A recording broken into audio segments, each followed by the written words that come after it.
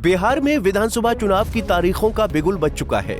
6 तारीख को पहले चरण की वोटिंग होगी तो वहीं 11 तारीख को दूसरे चरण का मतदान होना है। 14 तारीख को चुनावी परिणाम सामने आएगा। ऐसे में बिहार के किले को फतेह करने के लिए तमाम राजनीतिक पार्टियों ने पूरी ताकत झोंक रखी है। एक तरफ एनडीए है तो दूसरी तरफ महागठबंधन। मामला अब पूरा सीट शेयरिंग पर जाकर फंस चुका है। भले ही कल शाम को एनडीए ने सीट शेयरिंग का ऐलान कर दिया, लेकिन गठबंधन में बगावत तेज हो गई है। इस सीट शेयरिंग के फॉर्मूले से उपेंद्र कुशवाहा और जीतन मांझी नाराज चल रहे हैं। मांझी ने तो ये तक कह दिया कि हमें सिर्फ 6 सीट देकर उन्होंने हमारी अहमियत कम आंकी है। इसका खामियाजा एनडीए को भुगतना पड़ सकता है। देखिए, आला कमान ने जो तय किया, निर्णय किया, वो निर्णय शिरोधार्य है, लेकिन 6 सीट दे करके हमारे जो महत्व है उसको उन्होंने कम करके आंका है, जिसका हो सकता है कि खामियाजा भुगतना पड़े हमारे एनडीए को। दरअसल जीतन मांझी ने हमको राज्य स्तरीय दल का दर्जा दिलाने के लिए 15 सीटों की मांग की थी, लेकिन उन्हें सिर्फ 6 सीटों पर संतोष करना पड़ा। दूसरी तरफ उपेंद्र कुशवाहा ने भी सीटों की संख्या पर अपनी नाराजगी जाहिर की। कुशवाहा ने सोशल मीडिया प्लेटफॉर्म एक्स पर भावुक पोस्ट किया और लिखा कि आप सभी से क्षमा चाहता हूं, आपके मन के अनुकूल सीटों की संख्या नहीं हो पाई। बता दें कि कुशवाहा ने एनडीए से 24 सीटों की मांग की थी, लेकिन उनको भी 6 सीटों से ही संतोष करना पड़ा। लगातार कुशवाहा कम सीट मिलने पर नाराजगी जता रहे हैं। उन्होंने अपने एक्स पर लिखा है कि आज बादलों ने फिर साजिश की, जहां मेरा घर था वहीं बारिश की। अगर फलक को जिद है बिजलियां गिराने की, तो हमें भी जिद है वहीं पर आशियां बनाने की। ऐसे में बड़ा सवाल ये है कि क्या बीजेपी जेडीयू की नेतृत्व इन दोनों नेताओं को जल्द ही मना पाएगा, या इनकी नाराजगी का असर चुनाव और अंतिम परिणामों पर भी पड़ेगा।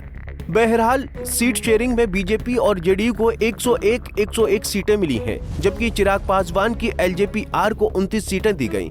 वहीं जीतन मांझी की हम और उपेंद्र कुशवाहा की आरएलएम को केवल 6 सीटें ही मिली। ऐसा पहली बार हुआ है जब एनडीए में शामिल जेडीयू बीजेपी बरकरार सीटों पर चुनाव लड़ेंगी। सीट शेयरिंग के बाद दिलीप जायसवाल ने कहा कि हम पांडव मिलकर लड़ेंगे। एनडीए गठबंधन ने अपना सीट शेयरिंग की घोषणा कर दी है।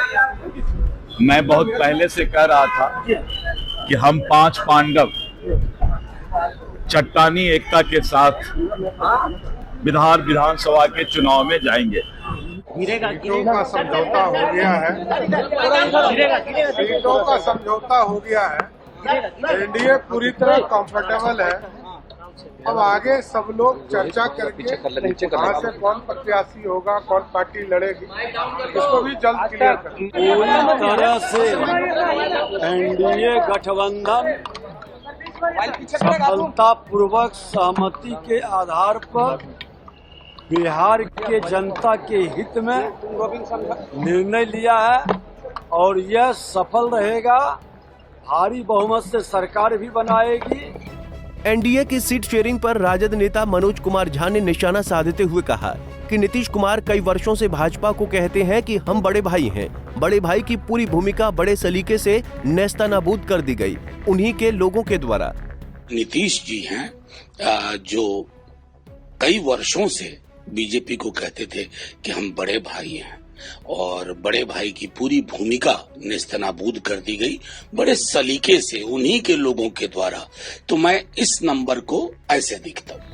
इधर सीट शेयरिंग पर मामला इंडिया गठबंधन में भी फंसा हुआ है। सूत्रों के मुताबिक आरजेडी ने कांग्रेस को 50 सीटों का ऑफर दिया था, जिसे कांग्रेस ने स्वीकार नहीं किया है।